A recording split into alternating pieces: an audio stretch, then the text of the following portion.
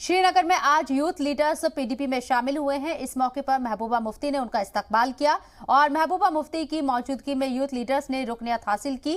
वहीं इस मौके पर महबूबा मुफ्ती ने मरकजी सरकार पर भी निशाना साधा। महबूबा मुफ्ती ने कहा है कि इस मुश्किल वक्त में पीडीपी ज्वाइन करना आसान बात नहीं है। ऐसे में पीडीपी को पढ़े लिखे नौजवानों की सख्त जरूरत है। उन्होंने पीडीपी ज्वाइन करने वालों का शुक्रिया अदा किया। बदलाव का था, सियासत में तब्दीली की थी, लेकिन 5 अगस्त 2019 के बाद में रियासत की जो सियासत है वो बिल्कुल बदल चुकी है।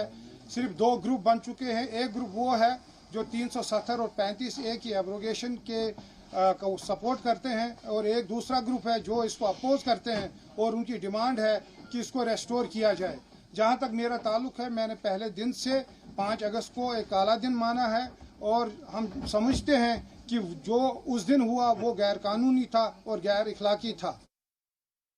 सही फैसला किया और सही वक्त पर किया, तो मुझे उम्मीद है कि पीपल्स डेमोक्रेटिक पार्टी जो हमारी पार्टी है, जैसे कि उन्होंने कहा, इकबाल साहब ने कहा कि दफा 370 और 35A के एब्रोगेशन के बाद यहाँ हालात बिल्कुल बदल गए हैं और जो पीपल्स डेमोक्रेटिक पार्टी है और हमारी प्रेसिडेंट महबूबा मुफ्ती साहिबा हैं, ये हर दिन यही बयान देती हैं कि ये काला दिन था और हम भी ये मानकर चलते हैं कि ये काला दिन था 5 अगस्त 2019।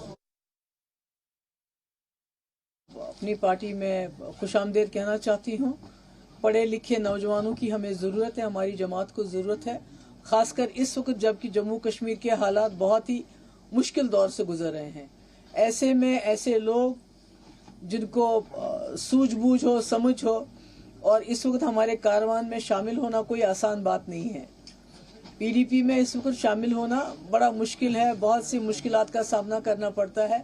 ऐसे में इन्होंने जो फैसला किया हमारी इस जमात को ज्वाइन करने का, मुझे इसकी खुशी है और मैं उम्मीद करती हूँ कि ये तन मन धन से, जैसे ये पहले भी अपनी दूसरी जमात में काम कर रहे थे, उससे ज़्यादा जो है हमारी जमात में आके काम करेंगे, क्योंकि इसको ज़रूरत है।